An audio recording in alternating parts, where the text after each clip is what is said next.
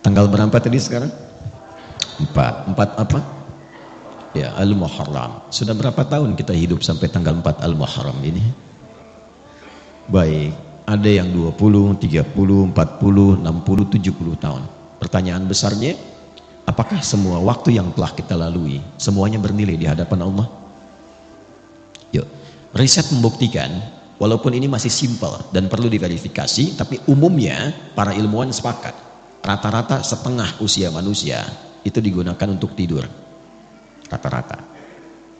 Yuk kita ambil standar saja, diakumulasikan jamaah rata-rata 40 tahun. Ya, jadi memberikan yang di bawah termotivasi, yang di atas 40 tidak terlalu pesimis. 40 tahun bagi 2 berarti setengahnya dipakai tidur, 20 tahun. Ini umumnya ya, tidur siang, tidur sore, ketiduran plus tidur malam. Berarti aktivitas produktifnya berapa? Selebihnya 20 tahun. Ini yang dipakai beraktivitas. Baik, ini amalnya. Kira-kira dari 20 tahun ini yang jadi amal soleh berapa tahun? Kan ada soleh, ada salah kan? Rumusnya kan begitu. Orang menatap itu kalau bukan soleh, salah kan? Yang sudah menikah menatap istri sendiri, soleh. Istri orang, salah. Kan? Keluar dari masjid, pakai sendal sendiri, soleh. Pakai sendal orang, salah. Kan? Nah, dari ujung kepala sampai ujung kaki, kira-kira berapa solehnya? Ya nggak usah terlalu pesimis lah, setengahnya lah ya. 10, ya kan? 10 tahun. Alhamdulillah. Nah, potensi amal soleh yang dilakukan misalnya 10 tahun. Saya mau tanya, dari 10 tahun ini yang ikhlas berapa tahun? Alhamdulillah, ya kan? Setengahnya. 5 tahun ikhlas. Ikhlas, Masya Allah. Dosanya berapa tahun? Kan di hadis Muslim begitu, akan menutup kan? Ya'ti yaumal qiyamati bi salatin wa siyamin wa zakatin, tapi sayang ada yang wayati qad syatama hadza wa qadhafa hadza wa daraba hadza wa safaka dama hadza tu'khadhu hadza min hasanati wa hadza min hasanati. Paham? Tidak. Ada orang sholat, ada orang puasa, ada orang zakat, tapi kadang ada yang tak mampu menahan lisannya. Dia sholat tapi masih mencela orang. Dia puasa bikin hoax. Dia juga berzakat tapi juga suka berselisih. Ada orang pulang ngaji sudah berdebat berselisih. Ada orang kemudian melakukan perbuatan baik tapi juga ada yang menumpahkan darah. Wasafaka dama hadza. Ini kalau Nabi memberikan isyarat pasti terjadi. Puncaknya itu kata Nabi, puncaknya bahkan ada yang menumpahkan darah tapi tega menyebutkan kata-kata kemuliaan di situ dengan menyebut kalimat Allah. Allahu Akbar, tembakin. Allahu Akbar, bom. Itu hati-hati. Mesti hati-hati. Dan kalau ada doktrin demikian cepat tinggalkan, karena itu yang dari awal diwaspadai oleh Rasulullah SAW. Hati-hati. Saya pernah sampaikan di berbagai kesempatan tempat, dan kita bermohon pada Allah supaya tidak terulang lagi kapanpun. Ya. Itu dulu waktu ada bom di Jalan Tamrin itu meledak, duar gitu. Itu saya sedang di Lampung. Tiba-tiba jamaah bertanya, Ustaz, apakah bom di Jalan Tamrin termasuk jihad fisabilillah? Saya bilang, Mas, maaf ya, sependek pengetahuan saya, jihad fisabilillah itu jihad di jalan Allah, bukan di Jalan Tamrin.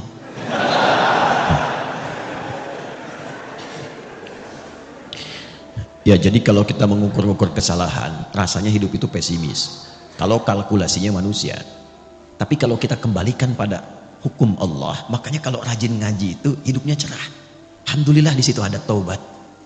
Kebayang nggak orang sudah bunuh 99, dia genapkan jadi 100. Tetapi kemudian dia taubat. Cuman menempuh perjalanan ke majelis ilmu supaya mendapat bimbingan seorang syekh untuk taubat. Di jalan dia istighfar, di jalan dia istighfar. Tiba-tiba di tengah-tengah, cuman jarak lebih sejengkal, dia meninggal. Itu diterima taubatnya oleh Allah. Ketika diterima, dihapuskan dosanya. Sejengkalnya ini amal barunya. Sejengkal itu yang mengantarkan dia ke dalam surga. Itulah yang menurunkan beberapa ayat dan hadis-hadis Nabi Muhammad SAW. Ayatnya di Al-Quran semisal An-Nisa ayat ke-100. Hadisnya banyak yang viral. Imam An-Nawawi sampai memasukkan bagian dari itu dalam hadis yang keempat di Al-Arba'in An-Nawawiyah. Masih ingat kan? Seakan-akan ada orang kayak divonis mau masuk neraka, tinggal sejengkal, sehasta ke neraka itu. ternyata dia melakukan amalan yang diridhoi oleh Allah dan memasukkan itu ke surga. Masih ingat? Itu kalau punya visi hidup. Kalau nggak punya, terancam juga. Maka kembalikanlah ke Al-Quran, bagaimana kita menata yang akan dikerjakan dan menutup yang telah dilakukan yang salah-salah, mengambil bekal sisa dari yang soleh untuk menatap ke depan. Inilah yang akan kita bahas setiap berganti tahun dengan mengacu kepada Al-Quran surah ke-9 di ayat 36. Dan ini harus dilakukan setidaknya setiap tahun berganti, walaupun idealnya setiap hari. Tapi kita tarik dulu dengan berganti tahun. Ini kita akan arahkan. Yuk menyusun kurikulum hidup dalam setiap pergantian tahun baru. A'udzubillahi minasyaitonirrajim. Bismillahirrahmanirrahim. Kita mulai.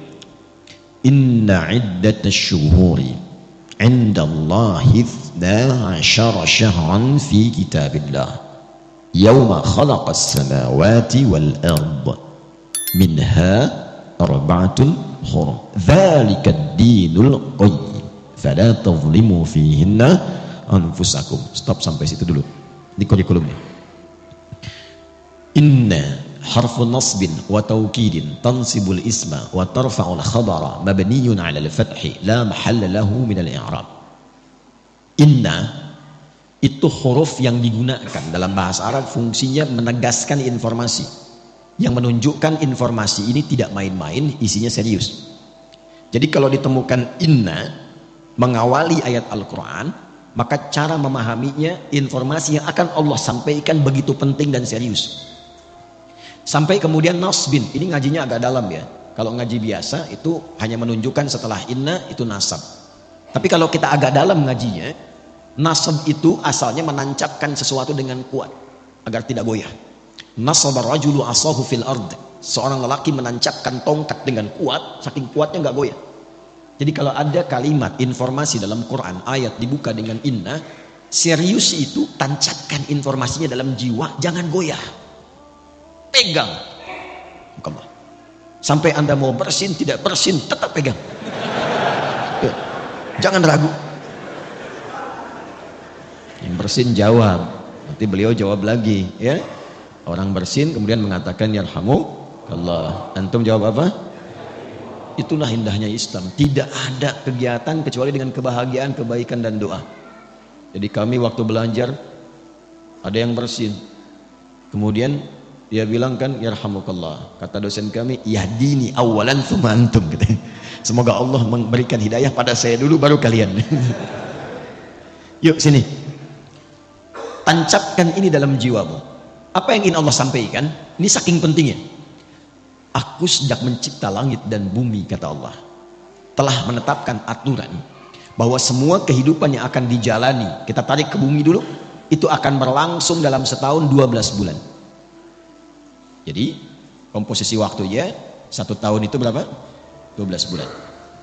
Dan ini Anda hanya akan temukan dalam Al-Quran, dalam konteks kitab suci, atau mungkin kitab yang disucikan. Cuma di Al-Quran yang tegas menyebutkan setahun berapa? 12 bulan. Dan bukan hanya informasi, tapi dengan isyarat desainnya, apa yang harus dikerjakan dalam masa itu. Romawi dulu pernah memberikan satu tes hipotesa, kalau dijadikan 13 bulan ternyata nggak seimbang, dikembalikan pada 12 bulan. Kemudian Allah meminta kepada kita untuk mengatur. Sejak langit dan bumi diciptakan, desain kehidupan itu setahun 12 bulan. Kalau Anda ingin tahu ketentuan yang lurus dalam agama, dalam konteks ini disebut din. Din itu yang menunjukkan pada kebaikan. Din itu yang mengatur supaya tertata. Kenapa din itu dinamakan dengan din, kemudian disebut dengan Islam? Inna dina indallahil. Seakan memberikan kesan Islam itu bukan cuma agama. Agama itu kan bahasa Sanskerta, tidak rusak kan?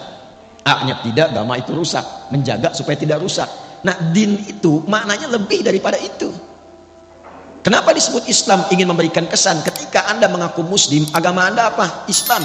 Itu bukan sekedar nama, tapi dengan Anda menjadi Muslim, mengikuti tuntunan Islam, maka menjaga Anda supaya hidupnya tertata, supaya terarah, hidup berkualitas. Makanya orang dulu masuk Islam itu hidupnya lebih berkualitas, lebih baik.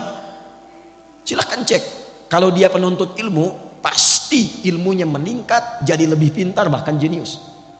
Kalau dia pebisnis, pasti ketika masuk Islam dia tidak akan pernah kaya, pasti, tapi akan menjadi pribadi yang kebangetan kayanya. Betul, standar itu. Pebisnis muslim itu kalau dagang nggak pernah balik modal, selalu balik untung. Betul. Kenal Abdurrahman bin Auf?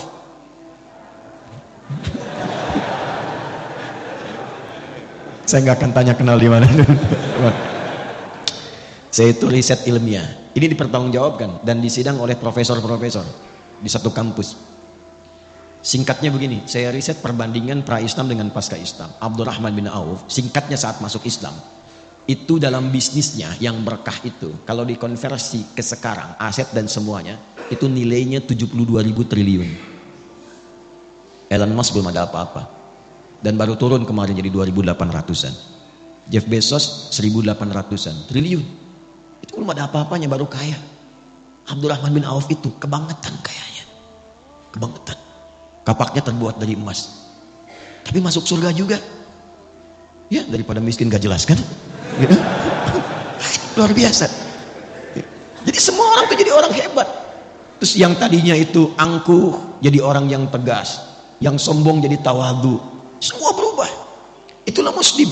Jadi kalau hari ini ada yang mengaku orang Islam, kok bisa kata-katanya menjadi kotor, kakinya melangkah pada yang tidak baik, masa depan tidak tertata, nggak tahu kegiatan apa yang mau dikerjakan, berarti ada yang belum sempurna dalam keislamannya. Nah, ini yang menjadikan kita diminta oleh Al-Quran, coba tata supaya lurus. Dzalika dinul qayyim. Qayyim itu kan lurus, tegak, berkualitas, benar. Sifatnya disebut dengan qiyam. Orangnya qaim, yaqum. Setiap mau sholat kita akan ada iqamah kan? Aqama yuqimu, supaya sholatnya benar, lurus, tertata, safnya lurus. Itulah muslim. Itulah muslim. Nah, singkatnya di ayat ini, gambaran cepatnya orang Islam itu mesti punya planning, konsep kegiatan yang jelas. Dalam mengatur waktunya, setidaknya dia punya program dalam setahun itu 12 bulan apa yang mau dikerjakan. Nanti akan ditarik ke harian. Makanya nanti akan dibagi ke dalam konsepsi waktu sholat. Itu setiap harinya. Tapi targetnya tahunan. Jadi Anda ini dalam setahun punya rencana apa? Kalau mau ditarik ke dunia dulu misalnya, ya, coba. Dalam konteks Anda nih yang belajar mahasiswa, dalam setahun ini apa yang mau dicapai? Kenapa yang dipilih kampusnya itu? Mau jadi apa ke depannya? Petakan, turunkan. Dibagi ke dalam 3 bagian minimal.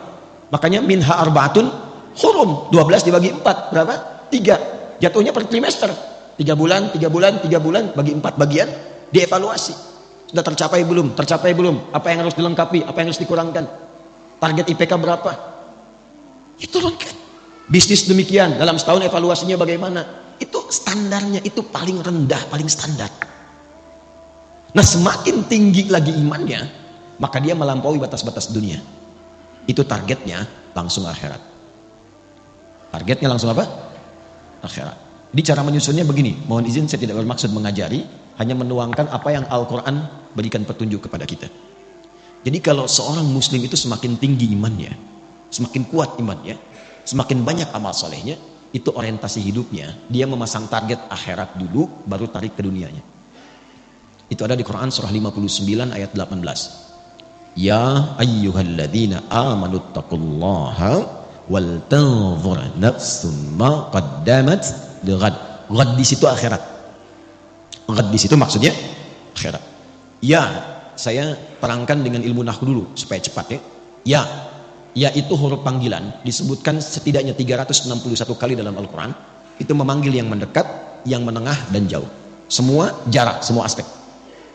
Jadi kalau Anda pergi ke Mekah, umrah atau haji, yang belum mudah-mudahan disegerakan, ya, insyaallah. Dan tidak cukup dengan amin, nabung. Ya. Anda ada kesulitan, pengen dimintai bantuan, bilang aja, ya, nengok semua tuh. Yang dekat, yang menengah, yang jauh. Ayyuha disebutkan 150 kali dalam Al-Quran. Ayyunya munada untuk menguatkan informasi, haknya mengingatkan tanbih. Kemudian alladzina disebutkan 1080 kali dalam Al-Quran, itu untuk memanggil semua tanpa kecuali, tanpa sekat. Mau laki-laki, perempuan, tua, muda, besar, kecil, melintasi status. Jadi Allah menginginkan semua hambanya tanpa kecuali, yang punya jabatan, yang belum punya jabatan, yang disebut kaya, yang disebut cukup, yang disebut ustadz atau jamaah, Allah nggak bedakan. Sepanjang engkau beriman, kata Allah, mesti punya visi hidup. Dan sepanjang engkau beriman, mesti ingat akhirat tempat pulang. Karena setiap kita pasti akan pulang. Setiap kita pulang, gak ada yang gak pulang. Karena hidup kita itu bukan di sini itu tugas.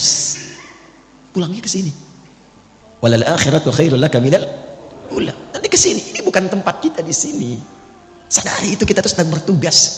Fil ardi itu membawa misi, pulangnya akhirat.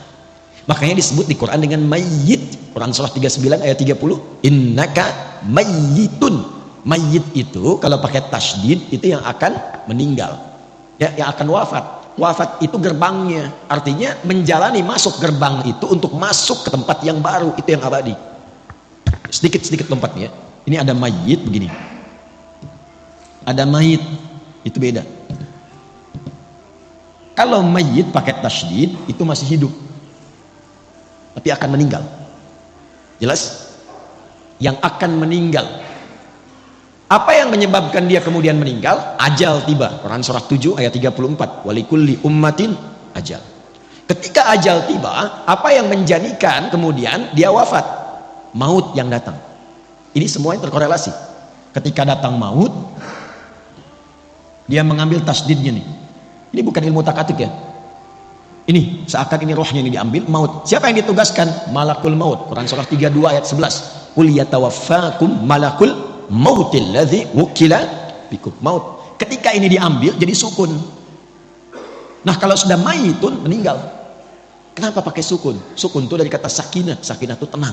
Usahakan kalau meninggal itu usahakan yang tenang, yang nyaman, yang husnul khatimah. Ya ayyatuhan nafsul mutmainnah, hei jiwa-jiwa yang tenang.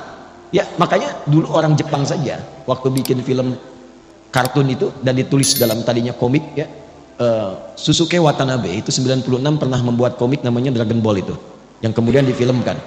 Itu kalau Piccolo di Kamehameha sama Son Goku kemudian mati, di atasnya ada bulatan kan. Pernah inget gak? Saya nggak suka film, nggak suka nonton, cuman saya suka riset kenapa begini kenapa begitu. Bayangkan orang belum beriman saja sudah sadar kalau mati itu ada bulatan di atasnya tuh, sukun.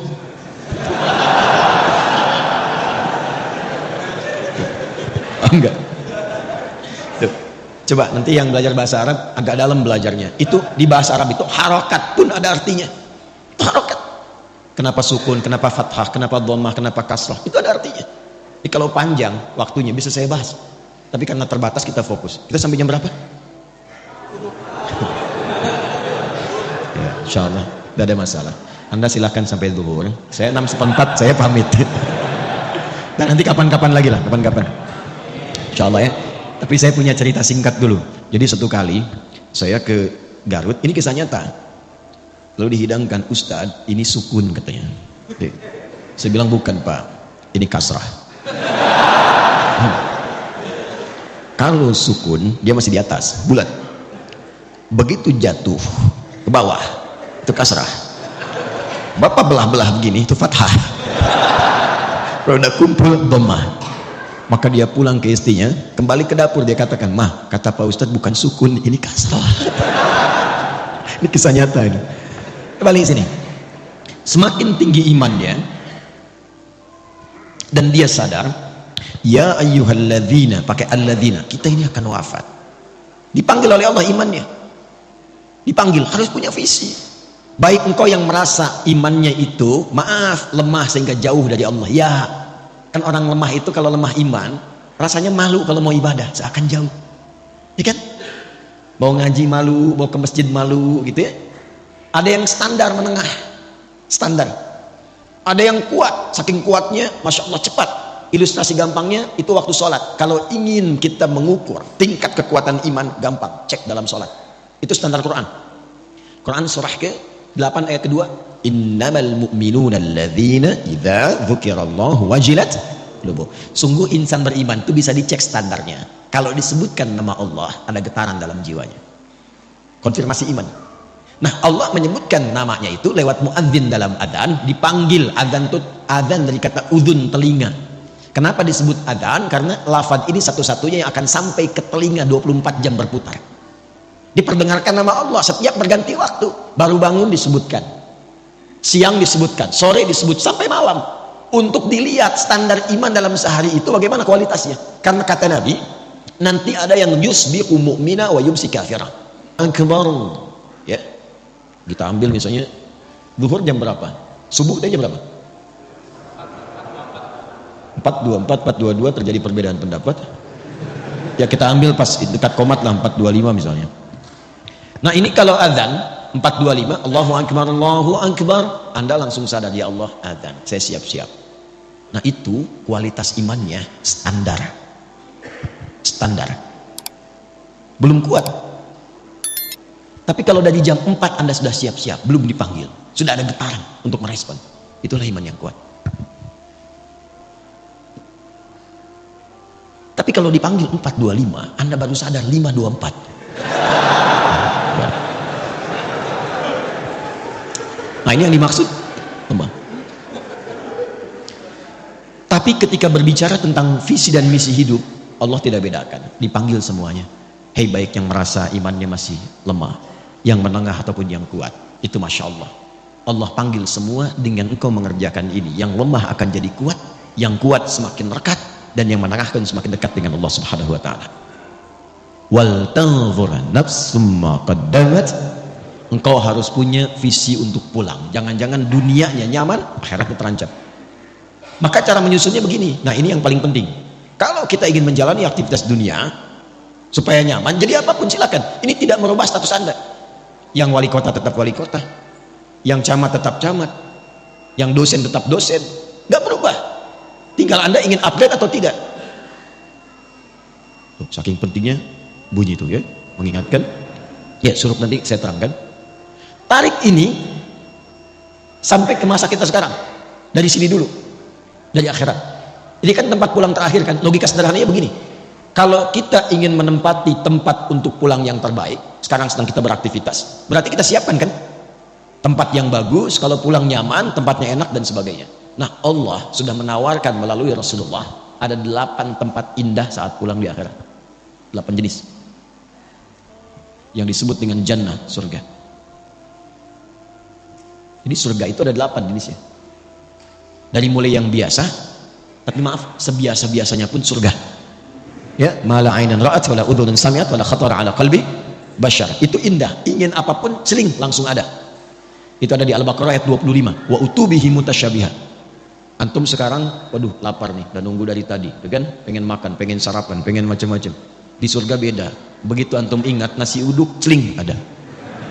Apa aja? Itu yang surga biasa. Apalagi yang indah seperti Firdaus, surga Aden, Darussalam, Jannatun Na'im. Pertanyaannya, saya cuma tanya 2 hal. Satu, siapa yang ingin masuk surga? Alhamdulillah. Tapi tidak semua yang ingin ke surga itu yang tahu dan jelas punya gambaran surga mana yang mau dimasuki. Ini antum nih yang kuliah, kalau nggak tahu apa yang mau dicapai, kampus mana yang mau dipilih? Mau jadi apa? Anda kalau nggak punya visi, untuk apa Anda bekerja beraktivitas, akan bingung apa yang mau dikerjakan, hasilnya apa yang mau diraih. Nah kita tarik dari atas, nih surganya mau yang mana? Supaya jelas, nanti dari situ muncul kurikulum, itulah yang dikerjakan selama hidup, itu aja terus sampai wafat. Hidup itu kan gampang, cuma tinggal menunggu wafat saja. Setelah itu selesai, kita mendapatkan apa yang disiapkan. Nah, saya ingin cepat karena waktunya tinggal 15 menit lagi. Setelah itu kalau ada waktu kita diskusi supaya memberikan kesempatan Syuruk dan yang lainnya. Fokus baik-baik.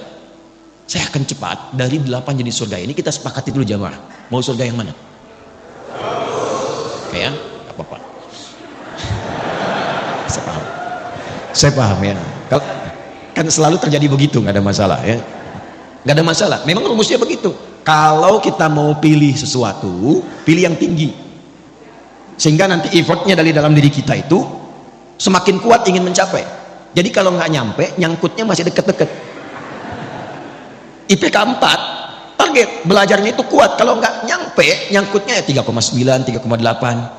Jadi kalau mau target surga, targetkan yang tinggi. Sebab kalau yang biasa-biasa, yang penting ke surga ya, nggak apa-apa. Kalau nggak nyampe, nyangkutnya di mana? Ini Firdaus. Sudah? Oke, tarik ke sini. Tinggal keluarkan di Al-Quran kurikulum surga Firdaus. Tunggangi aktivitasnya di bumi. Dan alhamdulillahnya nggak pernah disebutkan dalam Quran hanya kiai, hanya ustadz, hanya habib, hanya tokoh, hanya ulama masuk surga ini. Tidak. Allah turunkan dalam bentuk sifat dan kegiatan kurikulum. Quran surah ke-23 ayat 1 sampai 9.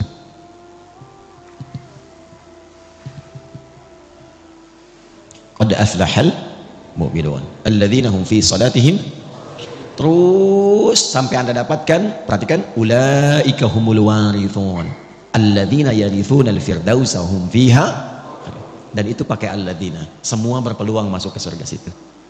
Bahasa bebasnya begini, ada calon penghuni surga Firdaus yang sedang beraktivitas dan berpetualang di bumi. Siapa mereka itu? Diturunkan sifat kurikulumnya. Satu, yang sholatnya khusyuk. Sholat khusyuk. Jadi bukan sekedar sholat. Surga biasa, yang penting sholat. Yang penting sholat. Surga Firdaus, sholatnya dinaikkan kualitasnya khusyuk. Anda bisa menjadi pejabat, silahkan. Presiden, gubernur, bupati, wali kota, camat, lurah, RW, RT, dan sebagainya, silahkan. Tapi kalau pengen ke Firdaus, Anda mesti sholat. Ke surga Firdaus itu ditentukan bukan dengan jabatan dunia, tapi dengan kualifikasi ini. Dan sholatnya mesti khusyuk. Jelas di sini? Kemudian walladzina hum 'anil lagwi mu'ridun, menata diri supaya bermanfaat. Yang tidak penting tidak dilakukan. Bicara yang penting, yang nggak penting diam. Lihat yang penting-penting, yang nggak penting nggak harus dilihat. Dengar yang penting-penting, yang tidak penting tidak harus didengar. Sampai ke ujung kaki. Nah, kalau sudah paham ini, tunggangi menjadi sifat kegiatan. Kalau sudah kita tunggangi sampai wafat, sabar sampai meninggal, insya Allah ini siap. Walladzina hum lizzakati fa'ilun. Dia pun bekerja itu untuk mewujudkan targetnya ini, ke Firdaus. Jadi dia berusaha itu untuk mendapatkan harta, capaiannya bukan kaya. Makanya komen Nabi, dan ingat ya, kalau Nabi sudah komen itu, kita umatnya langsung like, share, and subscribe. Gak usah ditawar. Komen Nabi sederhana. Kata Nabi itu gini, au kama qala, kaya itu biasa bagi umatku. Jadi Nabi memandangnya biasa. Karena sifat dunia itu ya kecil sekali gitu. Biasa. Yang Nabi khawatirkan itu adalah umat yang tak mampu memanage kekayaannya. Nah, calon penghuni surga Firdaus ini, dia pun kalau berbisnis, berdagang, berusaha untuk kaya, bukan sekedar kaya, kayanya itu untuk beramal, lizakat, minimal untuk zakat. Ini. Jadi bukan untuk memenuhi dunianya. Dan ketika Anda mengejar akhirat, dunia pasti ikut. Demi Allah saya katakan, Anda kejar akhirat, dunia pasti ikut. Nggak ada ceritanya orang mengejar akhirat kehilangan dunia, itu nggak ada. Dan itu akan sesuai porsinya dengan kebutuhannya. Saya tanya Anda, zakat itu berapa persen? 2,5%. Itu yang standar ya, standar pokok 2,5%. Ya Allah, hamba sudah berusaha sholat semaksimal sampai hidup saat ini. Hamba ingin menaati-Mu ya Allah, berikan kesempatan untuk bisa berzakat selama hidup. Hamba tidak minta banyak ya Allah, hamba ingin surga Firdaus, setidaknya berikan kesempatan 25 juta aja bisa zakat. 25 juta aja bisa zakat. Zakat 25 juta. Tapi kan Allah kasihnya 1 miliar. 2,5% dari 1 miliar berapa? 25 juta kan? Jadi ketika Anda minta 25 juta untuk zakat, Allah kasih 975 juta lebihnya. Itu konsep dasarnya. Jadi kalau Anda niatkan yang bisnis, yang kerja untuk menaati Allah, untuk ibadah, mengikuti pedoman Rasulullah, dunia ikut. Nanti lebihnya tinggal dibagi untuk keluarga yang dekat, keluarga menengah, keluarga jauh. Disinilah muncul skema infak namanya. Diatur kebutuhan Anda berapa, lebihnya itu untuk beramal. Makanya kita pandai-pandai melihat Allah titipkan apa kepada kita. Cuma 4 pilihannya. 1 ilmu, 2 harta, 3 kedudukan, 4 tenaga. Dan keempat-empat ini contohnya sudah ada pada kepribadian para sahabat ketika belajar dengan Nabi. Dan Nabi mengakumulasi semuanya. Jadi ketika Anda dititipkan pengetahuan, ilmu, mau jadi apapun, maaf, ustadz, dosen, macam-macam. Nah, pertanggungjawaban pertamanya itu pertanyaannya bukan seberapa besar gelar Anda, berapa banyak ilmu itu yang telah mengenalkan Anda dengan Allah. Kan jelas, itu setiap bangun loh standar. Jadi kalau kita bangun tidur, itu langsung ditanya ya pada diri kita melalui hadis Nabi. Sampai bangun itu sudah seberapa dekat dengan Allah? Ingat Allah enggak? Itu ada di Abu Daud nomor hadis 1367. Silakan dicek. Dari Ibnu Abbas radhiyallahu taala anhuma. Itu kata beliau kalau Nabi bangun dari tidurnya, kana Nabiyyu sallallahu alaihi wasallam idza istaiqadha min naumihi fajalasa. Kalau Nabi bangun dari tidur duduk dulu. Enggak langsung, jangan langsung beraktivitas, duduk supaya tenang. Wa masaha bi yadihi min athari naumih. Kemudian menghilangkan bekas ngantuknya dengan tangan yang bersih ya. Karena nanti ada hadis lain kalau menduga tangannya kotor cuci dulu. Karena engkau tidak tahu kemana tangan itu berkelana saat tidur. Setelah sadar baru baca. Apa yang dibaca? Sebelum doa itu ada bacaan dulu, wa qara'a khawatim surah Ali Imran, dan membaca 11 ayat terakhir surah Ali Imran. Surah itu kurikulum hidup yang menyadarkan jangan sampai bangun dan beraktivitas Anda tidak kenal Allah. Apapun profesinya. Inna fi khalqis samawati wal ardi wa ikhtilafil laili wan nahari la ayatin liulil. Siapa ulul albab itu? Alladzina yadhkuruna Allaha qiyaman wa qu'udan wa 'ala wa yatafakkaruna fi khalqis samawati wal rabbana ma khalaqta hadza batila subhanaka faqina. Jadi Anda mau tugas jadi udara, darat, lautan, bekerja apapun, kalau Anda mengaku muslim, ingat Allah. Itu poinnya. Yang menjabat silahkan. Bapak di wali kota, ada di RW, di RT, Anda nggak akan ditanya berapa banyak yang telah dikumpulkan dari pangkat dan jabatan. Pertanyaan pertamanya, berapa amanah Allah yang telah engkau berhasil selesaikan? Kenal Allah nggak? Harta juga begitu. Jadi ketika Allah titipkan, menatanya begini, menatanya. Bukan semuanya itu harus dibelanjakan. Nih, yang untuk ibadah akhiratnya. Untuk keluarga berapa? Setelah itu sebagian infak awal, 5 golongan, Al-Baqarah 215. Setelah itu lebihnya baru keluar. Anda dapat sebulan 100 juta, hitung. Setelah keluar zakat, ini yang di rumah berapa kebutuhannya? Misal 30 juta. Lalu dari 5 golongan yang 215, ayat 215 di Al-Baqarah, ada orang tua di situ. Yas'alunaka madza yunfiqun qul ma anfaqtum min khair falil walidain wal aqrabin, kerabat dekat, paman, bibi, ya adik, kakak dan sebagainya, keponakan, wal yatama, anak yatim, wal masakin, orang miskin, wabnis sabil, yang kesulitan di perjalanan. Porsinya berapa? Setelah itu baru keluar yang jauh. Jadi siapa untuk keluarga, tabungannya bagaimana, selebihnya itu untuk ibadah. Inilah Firdaus. Dan kalau dikumpulkan terus pun tanpa arah itu percuma, karena saat meninggal dibalutnya cuma pakai kain kafan dan silahkan cek tidak ada kantongnya. Silahkan cek kalau nggak percaya. Jadi polanya seperti ini. Kalau ini sudah paham dan menjaga kehormatan, walladzina hum li furujihim hafidun. Ini aja sifatnya. Ada 5 sifat, silahkan nanti cek ayatnya. 5 ini turunkan, ikuti selama hidup. Dan jadi apapun. Dan sahabat itu nggak keluar dari yang 4 yang tadi kita pilih. Silahkan dari sekarang tetapkan, mau berjuangnya lewat harta seperti Abdurrahman bin Auf, Utsman bin Affan radhiyallahu taala anhuma, mau dengan ilmu seperti Ali bin Abi Thalib, Abu Hurairah, Salman Al-Farisi radhiyallahu taala anhum jami'an, mau dengan kedudukan seperti Amr bin As, silahkan radhiyallahu taala anhu, atau mau dengan tenaga saja seperti Bilal bin Rabah. Kalau sudah paham, hidupnya enak. Bilal itu azan, Allahu Akbar, Allahu Akbar. Nabi komen, begitu selesai kata Nabi, aku mendengar suara terumpah Bilal itu di surga. Bilal langsung menyimpulkan, azan aja saya udah ke surga, apain saya capek kayak Utsman gitu. Karena jelas orientasi hidupnya, sehat juga, makan juga, cukup, dan tidak akan iri dengan ilmunya Ali, tidak akan iri dengan kayanya Utsman, dan gak akan flexing. Itu Bilal biasa saja. Bilal itu sepeninggal Nabi itu dicari oleh orang-orang untuk diangkat jadi hakim agung dengan gaji yang sangat tinggi, tapi Bilal menolak untuk mempertahankan kalimat Nabi yang telah beliau pegang itu, karena orientasinya jelas. Saya tanya antum ya, antum pilih mana? Subuh di Masjid Ar-Raya atau diajak olahraga dikasih hadiah 10 juta?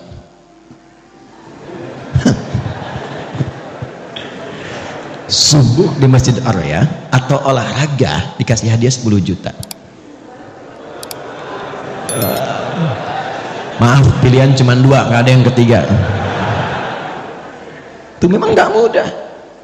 Tapi kalau kita paham orientasi hidup, bukankah 2 rakaat sunnahnya saja sudah lebih daripada dunia dan seisinya?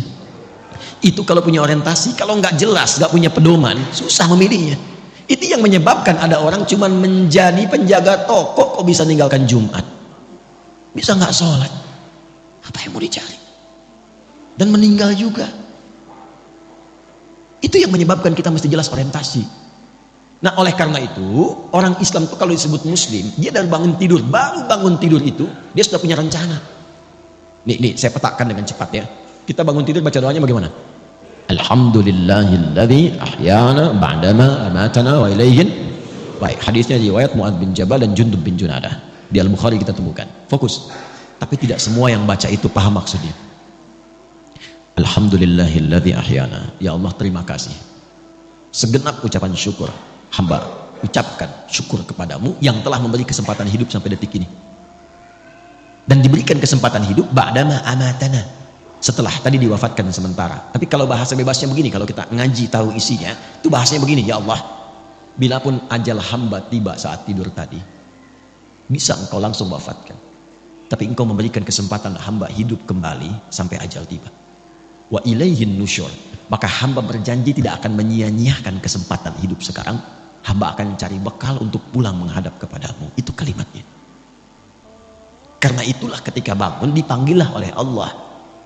Dalam sholat pertama kita menghadap. Kenapa menghadap? Kita minta bimbingan taufik dari Allah supaya nggak salah langkah. Maka disebutlah kemudian sholatnya dengan subuh. Sifatnya disebut dengan fajar. Apa itu subuh? Dari kata asbah. Asbah itu sesuatu yang siap dengan rencana. Wasubhi idza tanaffas. Quran surah At-Takwir ayat ke-18. Wasubhi idza tanaffas. Dan demi waktu subuh kalau sudah tiba, kita mesti punya rencana yang jelas berdasarkan nafas yang kita lalui. Makanya matahari pun mulai memancar, tumbuhan mengeluarkan oksigen, semua manfaat. Orang Arab kalau ditanya kaifa asbahtum, maksudnya apa kabar anda hari ini dan punya rencana apa. Jadi jangan sampai ada orang Islam bangun dari tidur, dia nggak jelas jam 7 apa yang mau dia lakukan, jam 8 apa yang mau dia kerjakan, jam 9 akan ada di mana, zuhur anda mau sholat di mana, berapa ayat yang sekarang akan dibaca hari ini, berapa infak yang mau dikeluarkan hari ini. Katanya pengen firdaus, baca Quran aja nggak sempat. Apa yang mau disiapkan? Nah, itu yang mesti dilakukan. Sehingga sholat yang kedua disebut dengan zuhur. Zuhur itu izhar, terang, jelas. Udah jelas belum hasilnya dari subuh sampai siang ini dengan rencana tadi? Kalau belum jelas, hati-hati, nanti rugi. Muncul waktu asar. Asar kan identik dengan kerugian. Wal asr, innal insana lafi khusr. Kalau nggak disiapkan dengan rencana amal soleh, nggak sabar menjalaninya, bisa rugi. Karena tahu-tahu maghrib aja. Dan isya. Ada isya, ada asya. Asya itu sibuk beraktivitas. Kalau jatuh jadi kasrah, selesai aktivitas dan selesai tertidur. Kita tidak tahu apakah malam itu yang mengantarkan kita pada gerbang kehidupan akhirat. Nah, ini setiap hari itu tertata. Nanti dari situ dibuat kepakanan. Makanya tawaf 7 kali. Ini bukan utak-atik, ini nyambung semua nasabnya dan terkorelasi. Setelah itu bulanan. Makanya kita itu ada bimbingan harian, bimbingan pekanan dalam Jumat, bimbingan dalam bulanan, sampai tahunan, puncaknya haji, bertemu semua untuk saling mengenal. Nanti setiap ganti tahun itu kita evaluasi. Apa selama ini yang menghambat kita kurang dekat dengan Allah? Mau sholat itu susah, mau baca Quran sulit, mau infak keluar, harta udah dikasih banyak, ke infak juga. Sederhana. Mungkin ada yang haram yang masuk dalam tubuh kita. Ada yang haram yang masuk dalam tubuh seseorang. Ya. Atau ada perilaku maksiat yang harus ditinggalkan. Itulah yang menjadikan seorang muslim mesti meninggalkan itu. Meninggalkan sesuatu yang dilarang kepada yang baik disebut dengan hijrah namanya. Jadi hijrah itu bukan masuk kelompok tertentu, ormas tertentu, keadaan tertentu, bukan. Meninggalkan segala yang dilarang menuju segala yang baik. Kalau anda ingin ikut, tambahkan ya. Mengikuti sifatnya, tambahkan tak. Maka jadilah hijriyah. Hijriyah itu bukan sekedar nama untuk tahun, bukan. Maksudnya kita diingatkan setiap datang dan mengenal tahun hijriyah. Maksudnya sudahkah kita tinggalkan yang kurang baik menjadi lebih baik? Itu poinnya. Ishma syi'ta fa innaka mayyit. Kalau masih belum paham, itu langsung silakan hidup, nikmati, bebas, terserah kamu, tapi ingat, kamu akan wafat. Hari pertama, bulan pertama di kalender Hijriah ini diberi nama apa namanya? Bulan apa? Bukan.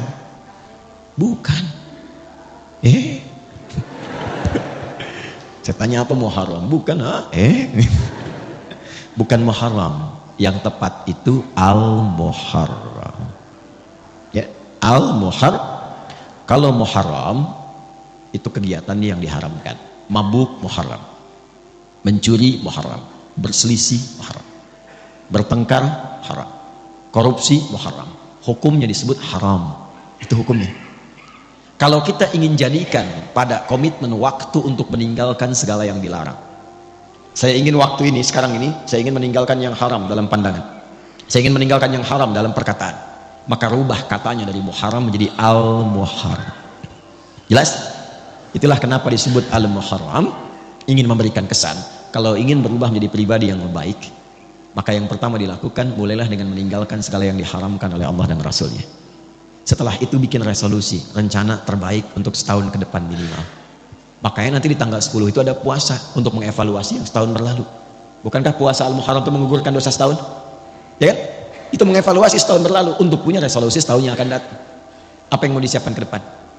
Nah, karena itu saya akan akhiri, mudah-mudahan pertemuan ini menjadikan kita lebih terarah, ya, lebih baik, dan punya orientasi yang jelas.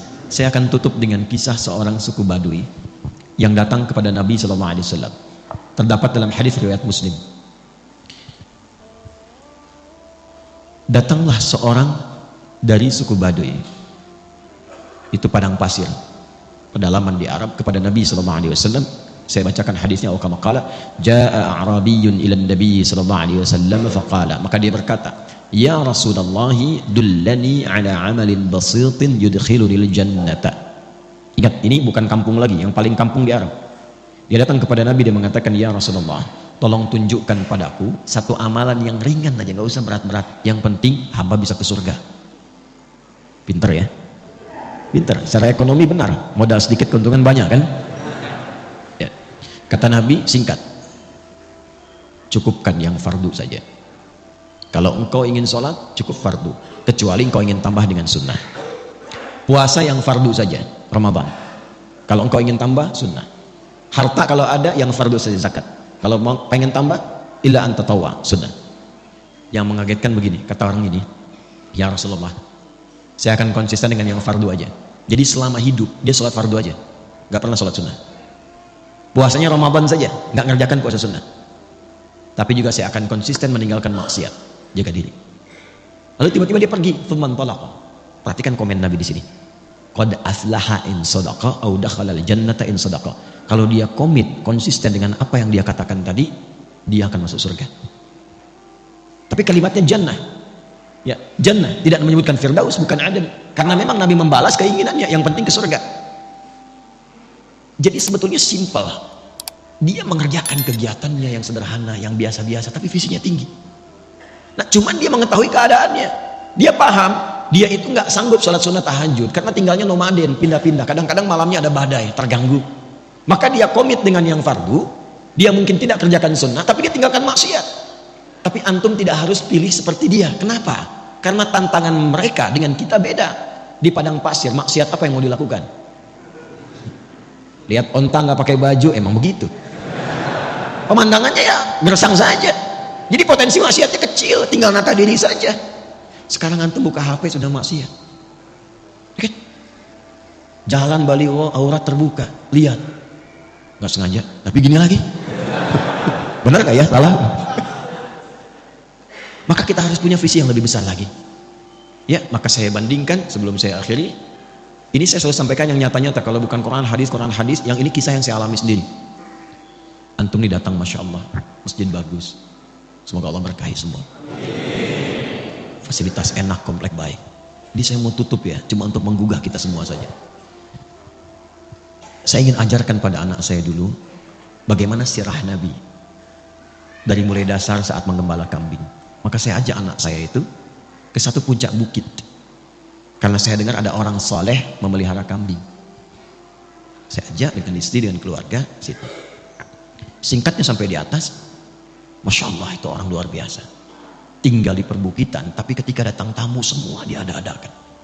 Padahal pendapatan ketika saya tanya cuma 100.000 per bulan. Tapi rasanya mewah. Kebahagiaan terpancar. Saya lihat, di mana kambingnya saya ingin lihat. Oh di sana Gus katanya. Saya datang. Begitu saya lihat bersih kambingnya, bagus. Tapi yang membuat saya agak heran itu mulutnya ditutup pakai potongan dari plastik botol minuman. Saya nggak sebut merek ya supaya tidak endorse. Jadi kalau ada begini dipotong tapi yang agak besar tuh, ditutup mulutnya. Itu saya tanya tegas sekali, ini kenapa kambingnya? Kok ditutup, sakit? Perhatikan jawabannya. Bukan Gus, katanya. Ini kambing baru datang di tempat saya beli. Saat saya mulai beli itu, aukamakala, saya tutup mulutnya pakai bagian dari botol itu supaya saya jaga di jalan sampai ke sini dia tidak memakan yang bukan haknya. Itu saya diam. Berapa detik saya menangis. Anda lebih berhak mendapatkan rahmat Allah. Saya mengajar sekian hadis, mendatangi pengajian hanya untuk menerangkan hadis ini. Anda bahkan mempraktekannya pada hewan yang Anda gembalakan. Jadi bayangkan, orang yang dianggap biasa, mungkin hartanya sedikit, yang jarang ngaji ke tempat yang mewah-mewah begini, mulut kambingnya aja ditutup. Kenapa Anda yang sudah Allah berikan fasilitas luar biasa, ngajinya enak, keadaannya nyaman, fasilitas mewah, hanya untuk menjaga lisan saja, kadang-kadang kita tidak mampu. Bertakwalah kepada Allah karena kita akan meninggal. Wafatlah dalam kebaikan. Tibalah seorang yang sangat luar biasa, istrinya juga luar biasa, anaknya luar biasa, kerjanya biasa, sederhana. Tapi ketika dikunjungi dia mengatakan istrinya, Abi alhamdulillah kalau pulang bawa rezeki banyak sekali. Setelah saya cek 500.000 sebulan. Apa yang dikerjakan suaminya? Kerja serabutan sana sini. Tapi kalau datang tamu semua ada. Tanpa Anda sadari, istrinya hafal Quran 7 riwayat. Suaminya hafal Quran, anaknya hafal Quran. Keluarga itu ahli Quran yang menikmati hidupnya hanya untuk menunggu jumpaannya dengan Allah Subhanahu wa taala. Sifat apapun bisa kita kerjakan, tapi pilihan bisa kita pilih untuk menentukan bagaimana akhir kehidupan kita. Jangan sampai 1 Al-Muharram itu cuma jadi kumpul-kumpul, datang kembang api lebar, tertawa gembira, akhir tahun foto-foto bikin konten, tapi tidak jelas kehidupan untuk kembali pulang. Semoga Allah memuliakan kita, ya, memaafkan kita, mengampuni dosa-dosa kita. Saya meminta maaf karena ada satu di antara jamaah yang tinggal di Bekasi, ibunya pun orang saleh, insya Allah baik, meninggal dunia dan dimakamkan di Batu. Saya sudah berjanji dari sini saya akan ke Batu untuk menziarahi dan mendoakan dan langsung ke bandara. Jadi kita akhiri dengan bermohon berdoa kepada Allah Subhanahu wa taala. Mudah-mudahan doa kita dikabulkan dalam kebaikan. Allahumma taqabbal minna innaka antas sami'ul alim wa tub 'alaina innaka antat tawwabur rahim. Salli wa sallim ala habibikal karim rasulikal mustafa al-amin nabiyina Muhammadin wa ala alihi wa sahbihi ajma'in. Rabbana la tada' lana fi maqamina hadha wa fi kulli maqamin dhanban illa ghafartah. Ya Allah, jika ada pendosa hadir dalam majlis ini, jangan biarkan dia pulang kecuali Engkau ampuni seluruh dosa-dosanya. Wala hamban illa farajtah, jika ada yang sedang merasakan kegelisahan dalam hatinya, jangan biarkan dia pulang kecuali Engkau tenangkan keadaan jiwanya. Allahumma wala dainan illa qadaitah, jika ada di antara kami yang diuji dengan utang piutang, limpahkan rizki kepadanya untuk melunasi utang-utangnya. Allahumma wala asiran illa yassartah, ya Allah, Engkau Maha mengetahui. Boleh jadi di antara hamba-Mu ada yang datang membawa kesulitan di rumah tangganya, di pekerjaannya, kehidupan sosialnya. Dengan keikhlasan amalannya di hari ini, hilangkan dan angkat seluruh kesulitan-kesulitannya. Allahumma hafadh ya Allah biladana Indonesia waj'alna baldatan thayyibatan tardaha. Ya Allah, mohon jaga negeri kami Indonesia, anugerahkan kemakmuran, kesejahteraan yang Engkau ridhai dan jauhkan dari keburukan yang tidak Engkau ridhai. Allahumma hafadh hadhil baldah ya Allah, Malang ya arhamar rahimin, hifdzan mubaraka. Ya Allah, mohon jaga kota ini, kota Malang, dengan keberkahan, dengan kebaikan. Barik ya Allah subhanahu. Ya Allah, berkahi penduduknya, satukan mereka dalam kebaikan, jauhkan dari perpecahan. Allahumma hdi ya Allah zumala'ana aqriba'ana jiwarana ya Allah ghairal muslimin yahtadu ilal Islam. Ya Allah, kami menyayangi tetangga kami, kerabat kami, teman kami. Jika di antara mereka ada yang belum mendapatkan hidayah, tanamkan hidayah kepada mereka untuk berislam. Ya Allah, Allahumma altaf ya Allah qulubal 'asri yatubu ilaika taubatan nasuha. Ya Allah, berikan hidayah, lembutkan hati orang para pelaku maksiat untuk bertobat sebelum mereka wafat kembali kepadamu. Allahumma ihfadz ulama'ana waj'alhum mukhlashina lakad-din. Ya Allah, mohon jaga para ulama kami, ikhlaskan dakwah mereka, satukan hati mereka, jauhkan mereka dari perpecahan. Ya Allah, berikan kemampuan untuk mengajar dengan baik, mengacu pada Al-Quran dan Sunnah Rasulullah sallallahu alaihi wasallam. Allahumma rabbana atina fid dunya hasanah wa fil akhirati hasanah wa qina adzabannar. Itulah kemuliaan waktu fajar. Jadi Allah sendiri yang menyampaikan, bukan cuma sholat yang penting, semua bacaannya itu langsung didengar, langsung direspon, langsung dipersaksikan. Karena itu ada anjuran bahkan dari Al-Quran, dan ini dikerjakan oleh semua sahabat. Saking pentingnya sholat subuh itu, waktu fajar itu, bahkan mereka bangun dan menunggu sebelum tiba fajar. Ada apa di waktu subuh? Apa perbandingannya dengan waktu-waktu yang lainnya? Mengapa sebagian nama yang disematkan di dalam ibadah di waktu-waktu itu justru tidak sama dengan nama waktunya, tapi disebutkan dengan nama-nama yang berbeda. Zuhur kenapa dengan zuhur tidak nahar? Asar kenapa disebut asar tidak masa? Subuh kenapa disebut subuh dan ada dua nama dengan fajar? Ya, kenapa namanya dua? Itu yang coba kita hadirkan di pertemuan kajian kali ini. Mudah-mudahan dari pencerahan yang kita dapatkan di kesempatan pagi ini ada bakal terbaik yang kita bawa pulang setelah menunaikan ta'lim ini insyaallah. Tidak cukup dengan amin, kita mulai dulu ya. Bismillahirrahmanirrahim. Kita mulai Quran surah ke-17 Al-Isra di ayat ke-78. Bismillahirrahmanirrahim. Aqimis salata liduluki syamsi ila ghasaqil laili wa qur'anal fajr inna qur'anal fajri kana mashhuda. Aqimis salat, tunaikan oleh kalian salat dengan sempurna, dengan benar. Penting dicatat, setiap ada perintah menunaikan salat dalam Al-Quran yang salatnya dimaknai sebagai ibadah formal, bukan bermakna doa biasa. Jadi ada salat yang bermakna umum, yaitu doa. Jadi doa itu disebut dengan salat. Karena itu dalam fiqih, as-salatu hiya doa. Salat itu secara bahasa disebut dengan doa. Karena isi dari semua salat itu bacaannya semuanya doa. Tapi kalau ada salat yang dimaksudkan ibadah yang kita tunaikan dimulai dengan takbir, berniat kita, ditutup dengan salam, maka salat yang dimaksudkan ini itu seringkali di Quran kalimatnya dibuka dengan derivasi kata aqama yuqimu. Kalimat salat pertama di Quran Al-Baqarah ayat 3. Alladzina yu'minuna bil ghaibi wa yuqimunas shalah. Al-Baqarah ayat ke-43. Wa aqimus shalah wa atuz zakah. Selalu menggunakan aqama, yuqimu, yuqimuna, aqimi dan seterusnya.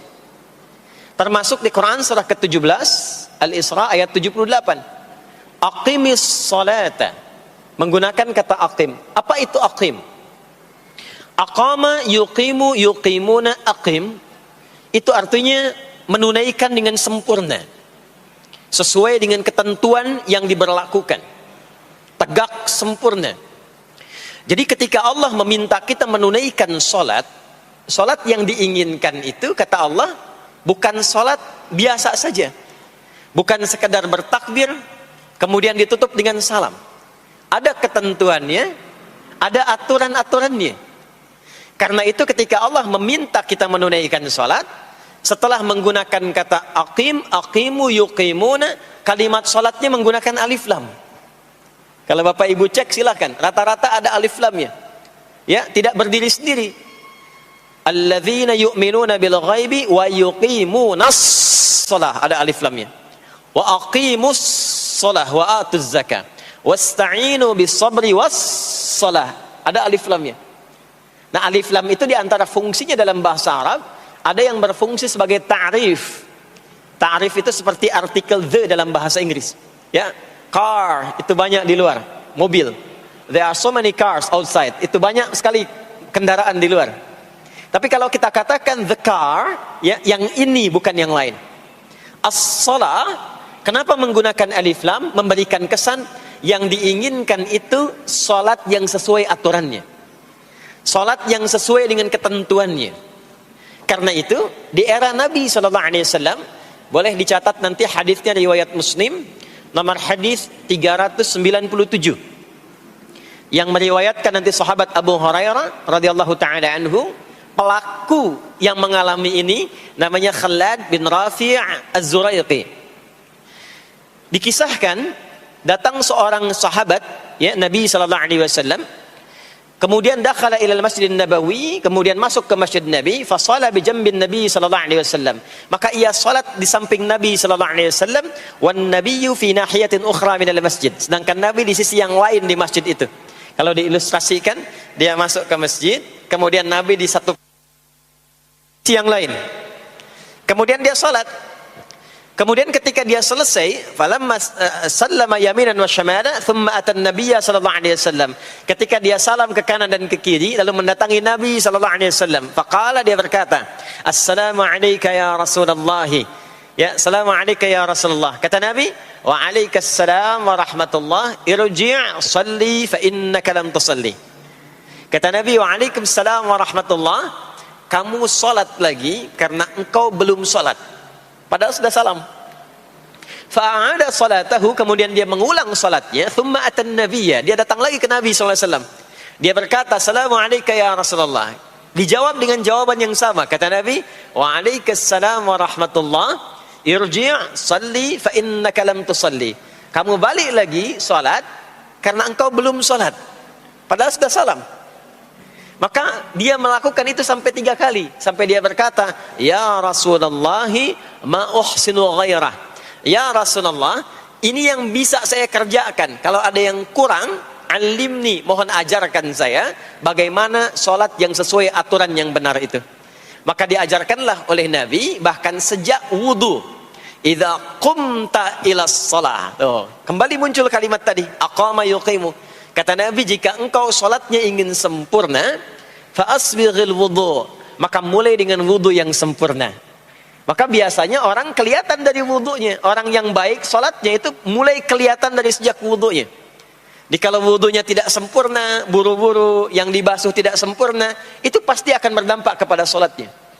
Setelah itu, thumma istaqbilil qiblah, lalu menghadap ke arah kiblat, lalu diajarkanlah oleh Nabi tata cara sholat mulai dari takbir sampai dengan selesai salam.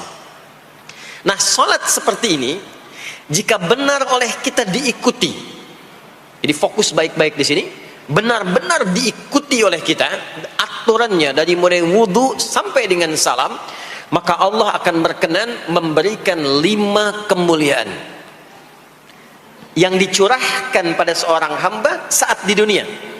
Jadi kalau pahala di akhirat, pahala sholat kita dapatnya di akhirat. Sekali menunaikan sholat dapat 10 poin. Itu ada di Quran surah ke-6 Al-An'am di ayat 160.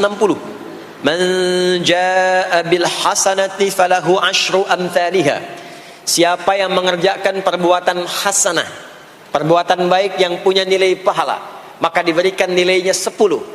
Di dalam Al-Quran, sholat itu disebut dengan hasanah, perbuatan baik yang punya nilai pahala. Itu ada di Quran surah ke-11 Hud di ayat yang ke-114. Aqimis salata tarafayn nahar wa zulafan minal lail innal hasanati yudhibnas sayyiat. Tunaikan sholat di pembuka siang sampai akhirnya, sampai ketemu malam. Jadi dari subuh, zuhur, asar, maghrib sampai ke isya. Semua solat itu kata Allah disebut dengan hasanat. Innal hasanat. Hasanat jamak dari hasanah. Jadi solat disebut dengan hasanah. Kalau kita menunaikan solat di Al-An'am ayat ke-160, maka diberikan poin. Poinnya namanya ajrun. Ya, kita sebut dengan pahala. Pahala itu bahasa Qur'annya ajrun.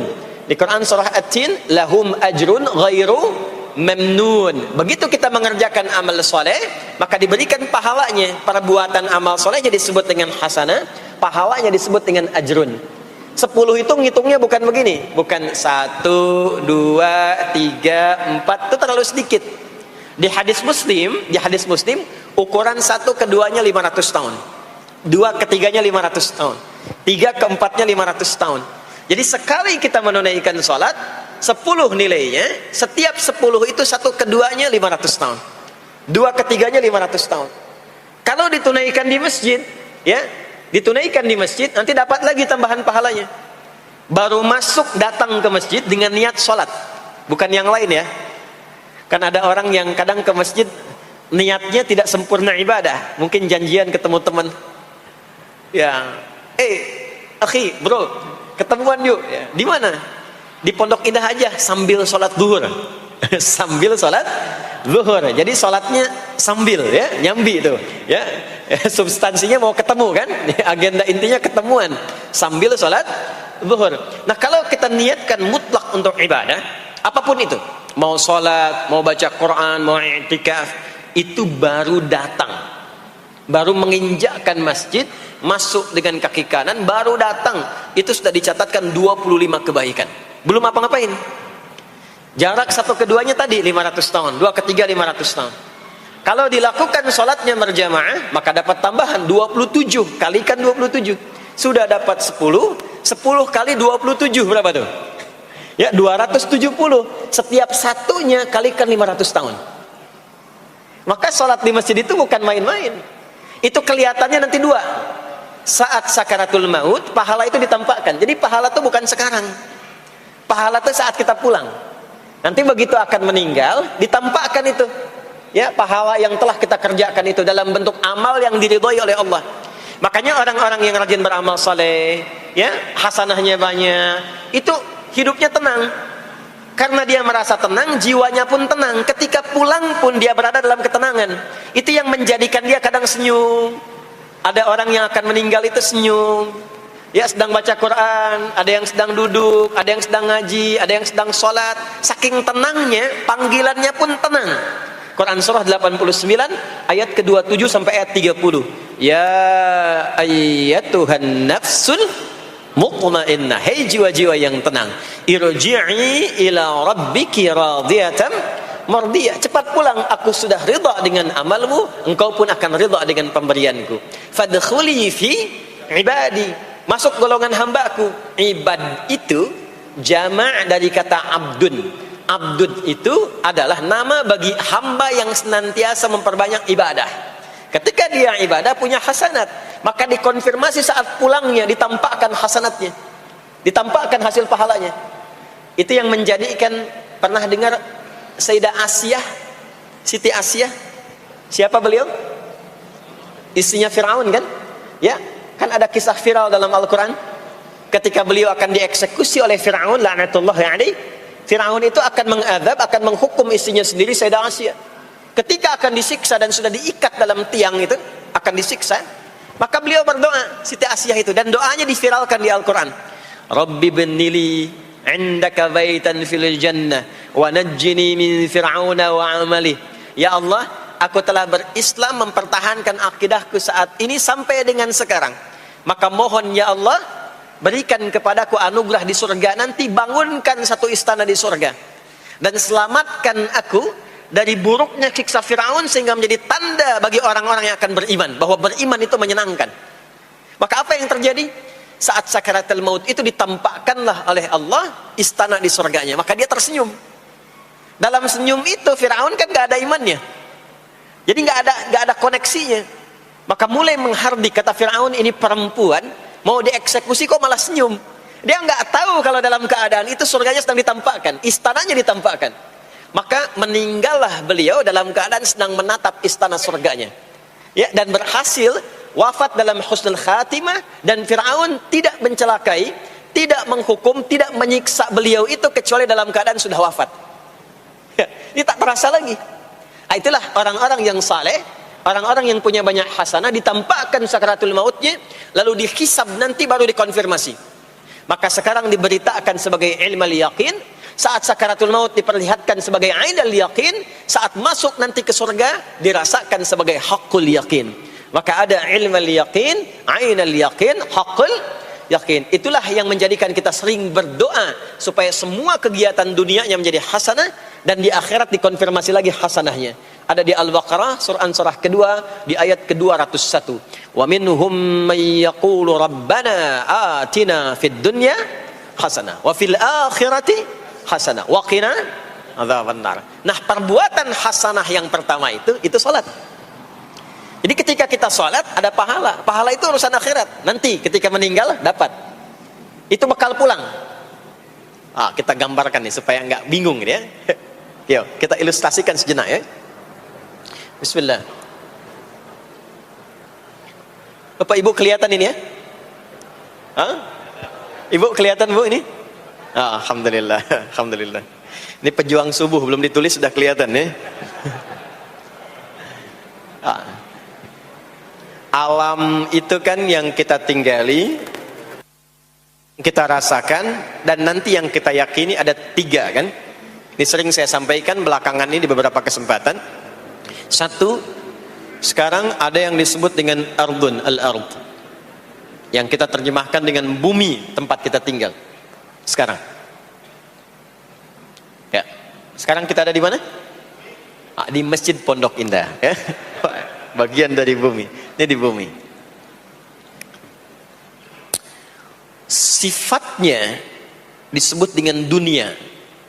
Jadi dunia itu asalnya bukan nama alamnya, tapi lebih kepada sifatnya. Ya, dunia. Dari kata dana, yadnu, dunuan, wa dunyaan. Artinya sesuatu yang cepat, sesuatu yang fana, sesuatu yang rusak, yang hilang. Jadi semua sifat kehidupan kita di tempat ini itu berlangsung cepat. Ya, kayaknya baru kemarin ketemu, sekarang sudah ketemu lagi. Kayaknya baru kemarin kenalan teman SD, sekarang sudah saling punya cucu. Ya? Dan semua sifatnya rusak. Ini gelas kalau didiamkan, besok-besok kotor, rusak. Baju kalau didiamkan gak diapa-apain, rusak. Ya, kendaraan kalau didiamkan semewah-mewahnya gak diapa-apain, rusak. Itulah dunia. Kenapa diperkenalkan viral dunianya dibandingkan dengan bumi dan ardonnya? Untuk memberikan kesan yang kuat kepada jiwa kita. Hei, jangan sampai terjebak dengan kehidupan dunia yang sementara yang ditinggalkan.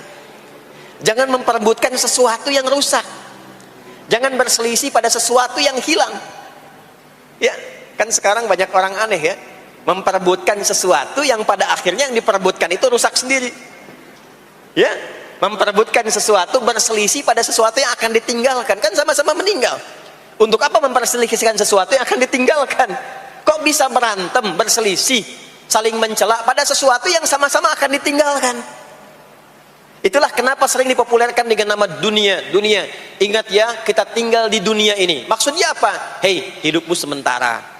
Hei, terkadang kita lupa bahwa itu akan berlangsung dengan cepat. Saat nanti meninggalkan tempat itu, ada tempat lain yang akan kita kunjungi. Setelah dunia apa? Belum ke akhirat. Ada waiting room dulu. Nah, sini ada waiting room.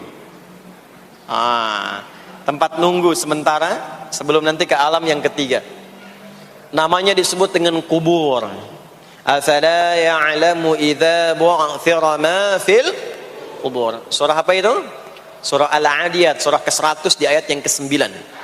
Namanya kubur. Sifatnya disebut dengan barzakh. Ya, alamnya barzakh. Bainahuma barzakhul la yabghiyan. Barzakh itu pemisah. Bukan alam yang sesungguhnya berkehidupan, bukan. Sementara aja pemisah dari alam yang lain. Jadi sekat yang tak nampak sekatnya, tapi memisahkan dua yang berbeda, itu disebut barzakh. Bapak Ibu, kalau kita pernah lihat di lautan, atau orang diving, menyelam ke laut, atau kita lihat misalnya suka ada program di YouTube ya, tentang lautan itu, kan air yang tembus ke laut itu dari mana-mana, kan dari sungai menyatu. Pernah lihat ada bagian lautan tertentu yang nggak nyambung tuh arusnya antara kanan dengan kirinya. Ikan yang di sini nggak bisa tembus ke sini, begitu ke sini balik lagi, sini balik lagi. Nah itu barzakh namanya. Barzakh pemisahnya, nggak kelihatan tapi memisahkan dua bagian yang tidak menyatu. Bainahuma barzakhul la yabghiyan. Alam ini kenapa disebut barzakh? Karena dia memisahkan antara kehidupan di bumi dengan sifat dunia, dengan kehidupan di alam yang ketiga namanya akhirat. Akhirat. Kalau sudah ada taknya, ada akhir, ada akhirat. Kalau sudah ada taknya di ujung, itu artinya ujung sesuatu yang gak ada awal lagi setelah itu. Ya sudah berakhir di situ. Ya. Di kalau di sini meninggal, masuk ke sini. Di sini selesai, ke sini ke akhirat. Tapi kalau di akhirat ini ujungnya nggak ada meninggal lagi, ya nggak ada wafat lagi, nggak ada meninggal lagi. Jadi nggak usah update status kalau di sini, statusnya akan abadi. Kalau di sini masih berpindah-pindah, ya mau status apapun dunia akan ditinggalkan. Begitu selesai pindah ke sini. Di sini mulai sama. Yang pejabat, yang pengusaha, pebisnis, ya, yang diplomat, yang macam-macam sampai ke sini mulai sama. Almarhum. Nanti bedanya dihisab, begitu sampai sini statusnya akan diraih sesuai dengan amalan yang ada di sini. Nah, mohon izin, mohon maaf, kalau di sini yang semua kita kerjakan, aktivitas kita disebut dengan amal, pekerjaan kita yang melahirkan bekal itu, ya, maka tuntutannya cuma satu, amal saleh. Pastikan semua amal perbuatan yang kita kerjakan soleh. Soleh itu artinya dipandang baik oleh Allah, singkatnya begitu. Kalau makan dengan cara yang soleh, yang Allah senangi. Minum yang soleh. Berpakaian yang soleh. Bekerja yang soleh. Maksudnya kalau Anda cari pekerjaan, cari yang dibenarkan oleh Allah. Jangan bekerja dengan korupsi, jangan bekerja dengan cara menyogok, jangan bekerja dengan mempopulerkan riba misalnya. Kalau makan yang saleh, jangan makan yang haram, jangan makan hasil dari pencurian, itu namanya saleh. Kalau kita kerjakan semua aktivitas kita, pekerjaan semuanya saleh, maka tadi dia akan punya nilai. Nilai itu yang disebut dengan hasanah. Ya. Hasanah ini punya poin. Poinnya yang disebut dengan ajrun, yang kita kenal dengan pahala, yang tadi saya terangkan. Nah ini hasanah, ajrun, hasanah ini yang ikut ke alam kubur nanti. Yang ininya tidak amalnya. Contoh, gampangnya begini. Saya tunjukkan. Ini ada minuman. Ya. Minum itu kan aktivitas standar, amal standar untuk menghilangkan haus. Siapapun bisa minum. Mau yang beriman, mau yang belum beriman. Saya sering katakan belum beriman dengan harapan sama-sama beriman sebelum wafat. Ya, itu adabnya. Maka bagaimana cara minum ini supaya menjadi saleh? Kata Nabi di hadis Al-Bukhari, perhatikan, idza quddimat ta'amu, kalau hidangan disajikan, mau makanan mau minuman, khudz bi yaminika ma yalik, ambil dengan tangan kananmu, thumma sammillah aw iqra bismillahirrahmanirrahim. Maka sebelum diminum ucapkan bismillahirrahmanirrahim. Maka kalimat bismillahirrahmanirrahim itu yang akan menjadikan aktivitas minum menjadi hasanah. Dituliskanlah pahalanya, namanya ajrun. Minumannya selesai, itu masalah dunia. Hausnya hilang, keluar jadi kotoran, itu minumannya. Jadi gelasnya nggak ikut ke alam kubur. Ya, minumannya nggak ikut. Yang ikut apanya? Ini hasanahnya. Jelas sampai sini? Karena itu semua aktivitas yang kita kerjakan dalam berkehidupan itu pasti ada pedoman dalam Al-Quran dan hadis detailnya untuk membimbing semua aktivitas kita menjadi soleh. Pedoman itulah yang sering kita kenal dengan nama doa namanya.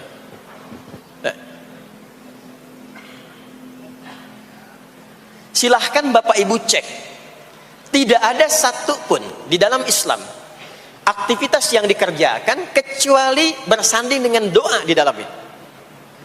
Coba cek ya. Bangun tidur sudah ada doanya? Sudah. Makan ada doanya? Berpakaian ada doanya?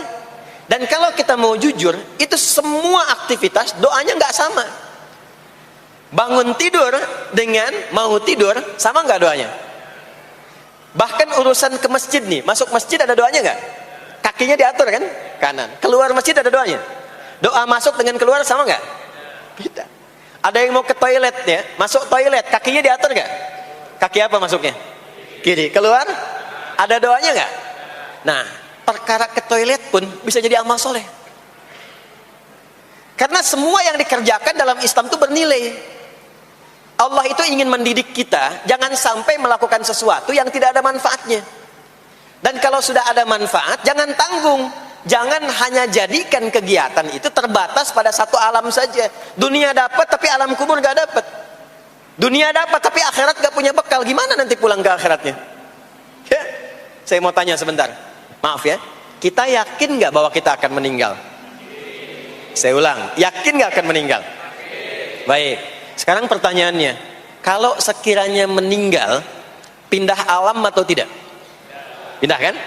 Makanya diumumkan di Masjid Raya Pondok Indah, inna lillahi wa inna ilaihi rajiun. Telah meninggal dunia, telah meninggalkan dunia. Artinya keluar dari sini. Sekarang kita pakai hukum dunia sebentar. Biasanya begini, kalau orang pindah tempat, walaupun ada di satu alam, itu pasti butuh bekal.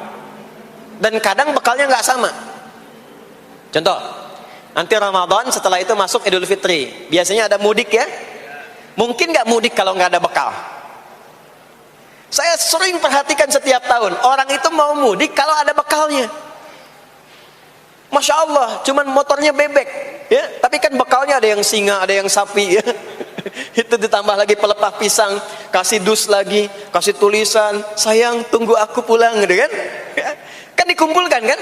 Dan saya pernah tanya, kenapa mas gak pulang? Gak ada bekal pak, katanya.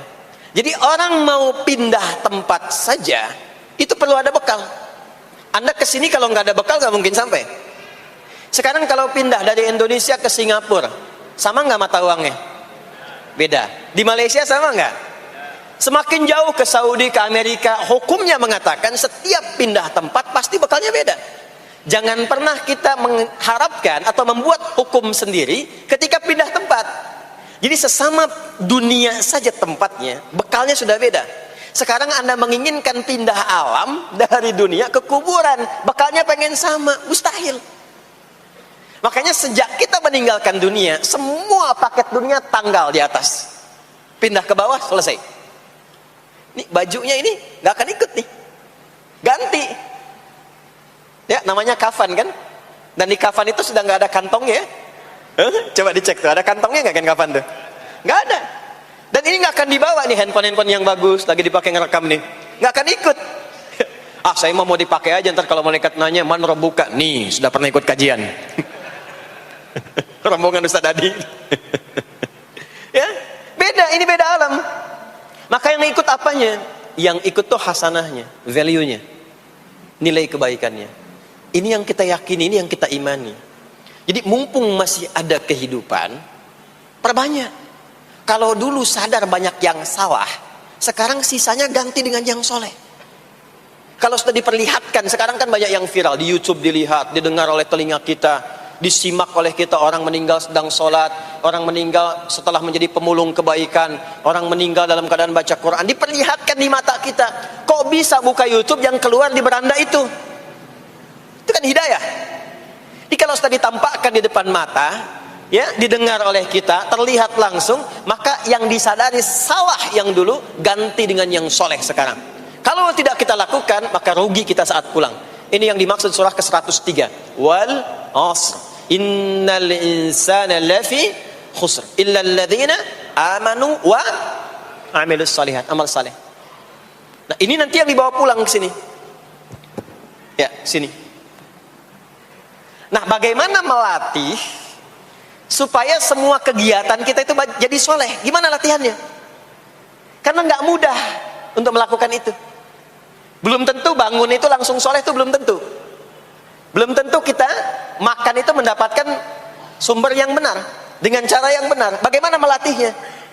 Maka Allah berikan kepada kita waktu-waktu khusus untuk berlatih diri tersambung dengan Allah, yang dengan ketersambungan itu akan menjaga kita di semua keadaan, baik berdiri, jalan, duduk, kerja di kantor, tidur, rebahan. Sekarang banyak kaum rebahaners, ya, tiduran, itu dipastikan kalau tersambung dengan Allah, terkoneksi, semuanya soleh.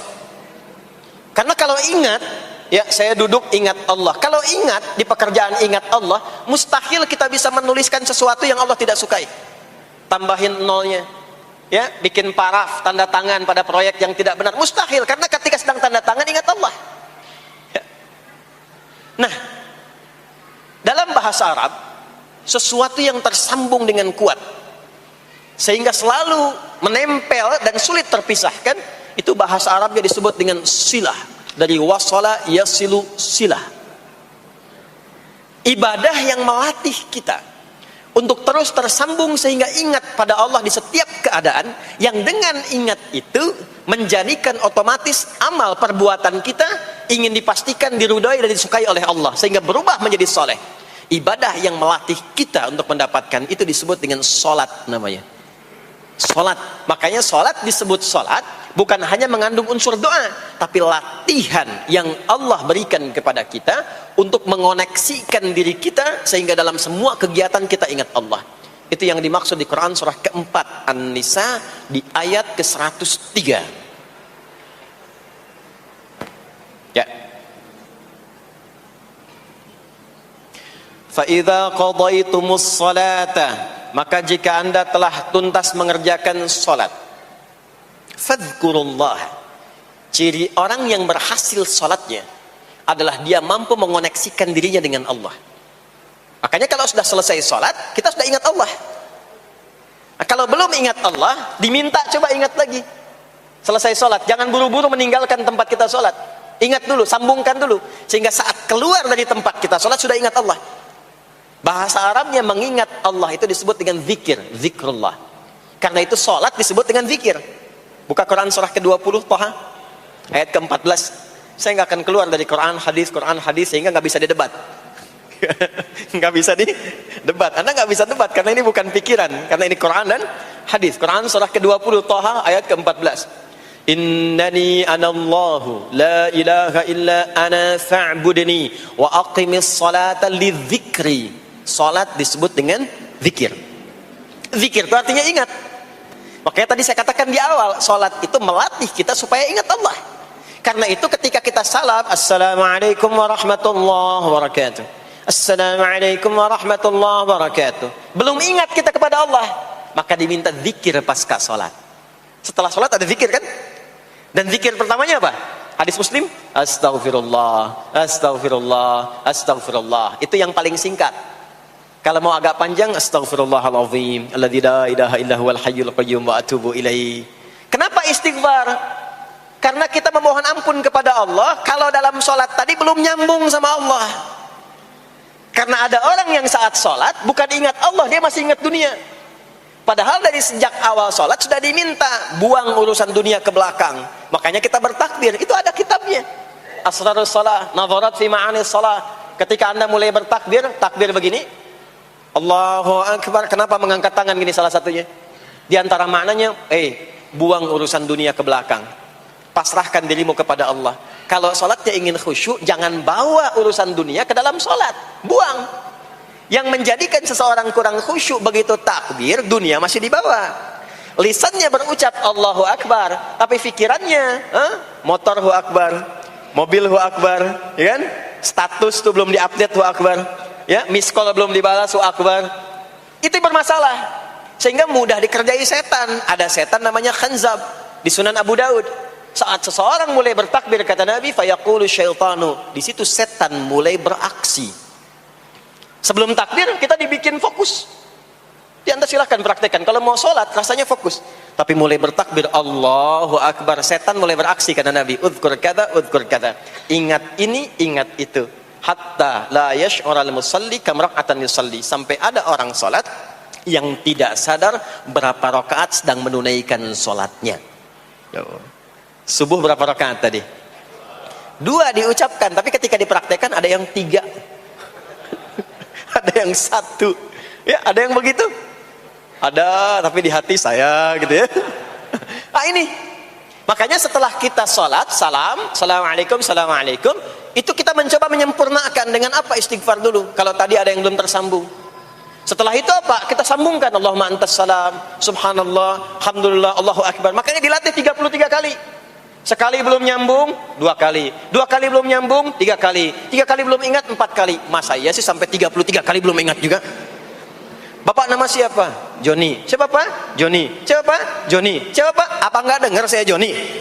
Itu baru 3 kali. Ini kita 33 kali menyebutkan subhanallah. Masa enggak nyambung juga? Alhamdulillah 33 kali. Masa enggak syukur juga? Dilatih. Kalau sudah terkoneksi, inilah dia. Fadhkurullaha qiyama, bangun dari sholat, bangkit, selesai sholat, mau kerja, mau kemanapun, ingat Allah. Jadi nggak ada istilahnya keluar masjid tertukar sendal, tuh nggak ada. Ada di sini yang tertukar sendal? Banyak. Insya Allah tidak ya. Kalau ingat Allah tuh nggak mungkin tertukar. Jadi begitu Anda akan menggunakan, yang punya orang lain sadar tuh, astagfirullah, Allah mengawasi, bukan punya saya walaupun mirip. Ya, walaupun mirip. Ya, pakai yang punya kita, itu akan diarahkan. Tapi kalau nggak ingat ada yang mengawasi, nggak ingat ada yang lihat, nggak ingat akan dihisab. Mana yang tadi? Oh, ini dia, masya Allah, lupa saya. Pakai masya Allah lah gitu. Dia pakai yang paling bagus tuh. Pulang dia, padahal dia ke masjid tuh nggak pakai sendal. Pekerjaan juga begitu, nggak akan sembarangan ngambil yang bukan haknya. ngerjakan proyek yang tidak benar. Demi Allah, kalau di Indonesia ini mestinya benar semua sholatnya, makmur. Wah, para polisi itu tenang tugasnya gitu, ya. Tentara juga nyaman, di pekerjaan tuh nggak usah ada CCTV, ya, nggak usah ada e-tilang, nggak usah ada kamera di jalan, ya kan? Ini karena kenapa? Latihannya nggak maksimal. Ini pentingnya sholat itu. Jadi semua menjadi amal soleh. Semua jadi amal soleh. Begitu ingat Allah, maka berdiri ingat Allah, jalan ingat Allah, duduk ingat Allah, berbaring pun ingat Allah. Kalau sudah ingat Allah, pasti disebut nama Allah. Ini yang dimaksud hadis Nabi. Qala Rasulullah sallallahu alaihi wasallam, kullu amrin dhi balin la yubda'u fihi bi bismillahirrahmanirrahim fa huwa abtar. Setiap perbuatan yang baik yang dibenarkan oleh hati setiap hamba, lalu diikutkan bismillahirrahmanirrahim. Enggak mungkin orang nyebut bismillahirrahmanirrahim kalau enggak ingat Allah. Minum, bismillahirrahmanirrahim. Makan, bismillahirrahmanirrahim. Bekerja, bismillahirrahmanirrahim. Itu ketika dikerjakan langsung jadi hasanah. 10 poin.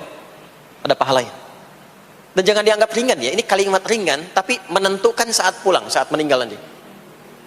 Nah, kalau enggak disebutkan bismillahirrahmanirrahim atau tidak bacakan doa yang menyertainya, maka jadi dunia saja, solehnya hilang, tinggal amalnya.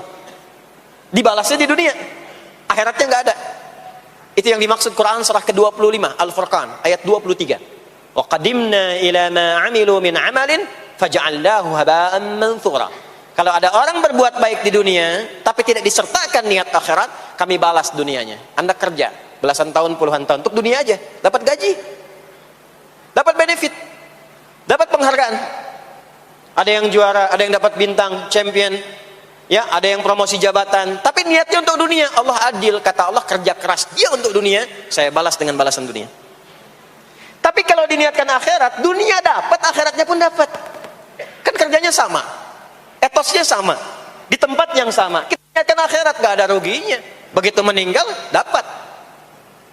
Beruntungnya dan bersyukurnya kita sebagai muslim, kita itu lengkap informasinya. Urusan kubur, ada informasinya. Akhirat ada informasinya. Silahkan komparasikan dengan informasi dan sumber manapun. Ditemukan nggak yang informasi detail seputar kubur, seputar hisab, seputar kiamat, seputar surga, seputar neraka? Cuma di Islam. Itu yang kita syukuri. Supaya kita siap-siap. Bukan sekedar dibaca. Baca ada pahalanya. Tapi siap-siap ada konsekuensi kebaikannya. Ini balik ke sini. Karena itu saya katakan dari awal, pertama Bapak Ibu sekalian, sholat itu menjadi ibadah paling pokok karena dia akan mengantarkan kita pada konektivitas yang kuat dengan Allah Subhanahu wa taala. Ini poinnya. Kalau sudah nyambung dengan Allah, bukan cuma jadi amal soleh.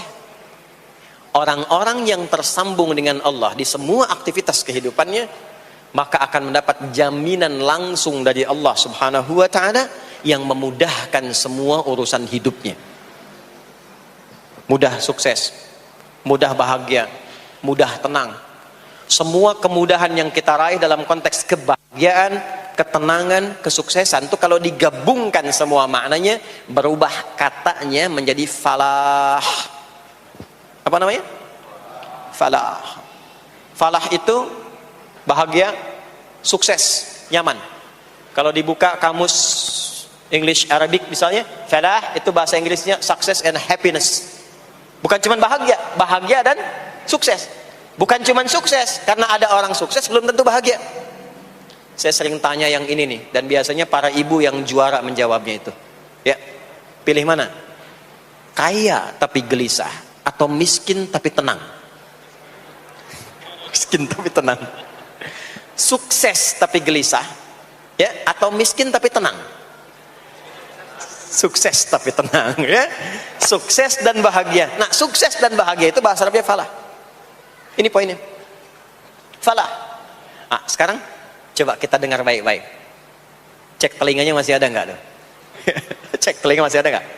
Setiap hari, di setiap pergantian waktu dalam sehari. Pergantian waktu sehari itu ada 5.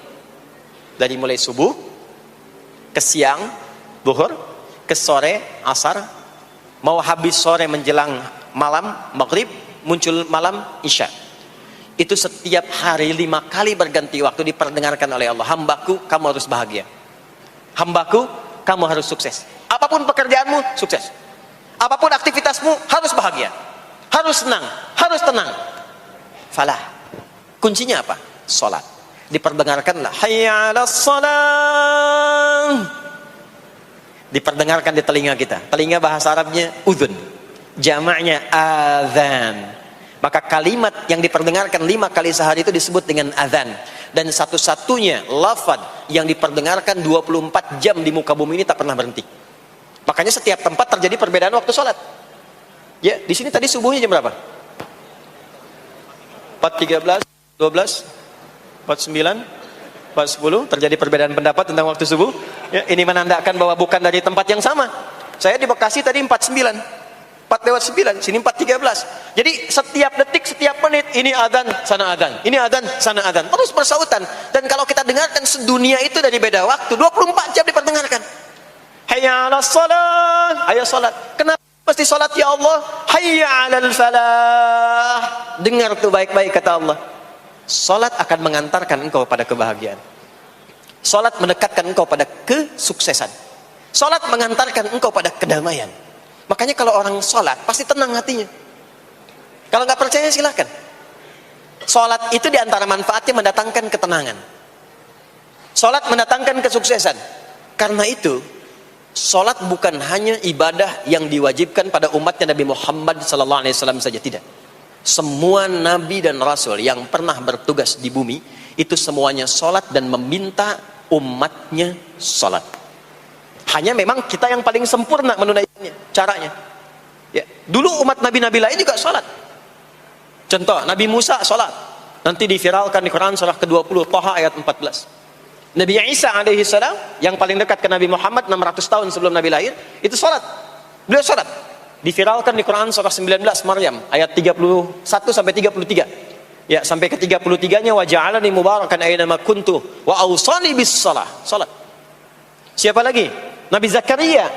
Nabi Zakaria itu kapan beliau mendapatkan berita gembira akan punya anak? Saat sholat.